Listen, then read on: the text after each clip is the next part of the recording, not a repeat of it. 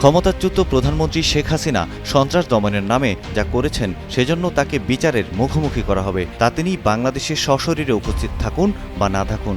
যুক্তরাজ্য ভিত্তিক স্কাই নিউজে দেয়া এক সাক্ষাৎকারে সম্প্রতি এমন কথা জানান অন্তর্বর্তী সরকারের প্রধান উপদেষ্টা ডক্টর মোহাম্মদ ইউনূস। জাতিসংঘের একটি হিসাব অনুযায়ী শেখ হাসিনা পালিয়ে যাওয়ার আগ পর্যন্ত বিক্ষোভের দিনগুলোতে প্রায় ১,৪০০ মানুষকে হত্যা করা হয়েছে। জুলাই আগস্টে শহীদদের পরিবারগুলো কত দ্রুত ন্যায় বিচার পাবে এবং ন্যায় বিচার পাবে কিনা তা ঘিরে যে প্রত্যাশার চাপ তৈরি হয়েছে, এটি পূরণের চেষ্টা করছে অন্তর্বর্তী সরকার।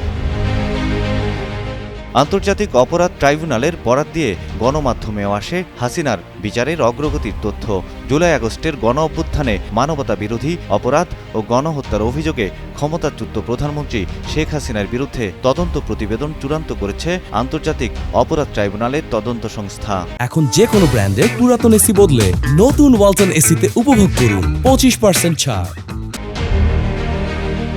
আগামী মাসেই এ নিয়ে দুটি প্রতিবেদন তদন্তকারী সংস্থা ও প্রসিকিউশনের সমন্বয়ে হওয়া বৈঠকে গত সপ্তাহে এ সিদ্ধান্ত হয়। এখন পর্যন্ত তদন্ত প্রতিবেদন তৈরিতে 1/3 কাজ বাকি। প্রতিবেদন পরীক্ষা নিরীক্ষা শেষে অভিযোগ গঠন করা হবে।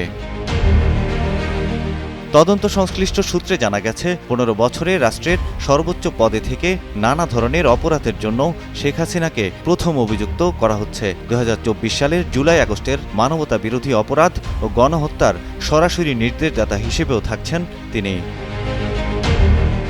এখন প্রশ্ন হচ্ছে, হাসিনাকে দেশে ফিরিয়ে এনে বিচারের মুখোমুখি করা কতটুকু চ্যালেঞ্জের? এ বিষয়ে সম্প্রতি একটি বেসরকারি টেলিভিশনে দেয়া সাক্ষাৎকারে বিএনপি নেতা সালাউদ্দিন আহমেদ জানান, পৃথিবীর অন্যান্য স্বৈরাচার ও গণহত্যাকারী বিচার হয়েছে আন্তর্জাতিক আদালতে, আমাদের দেশেও আন্তর্জাতিক অপরাধ আদালত হয়েছে।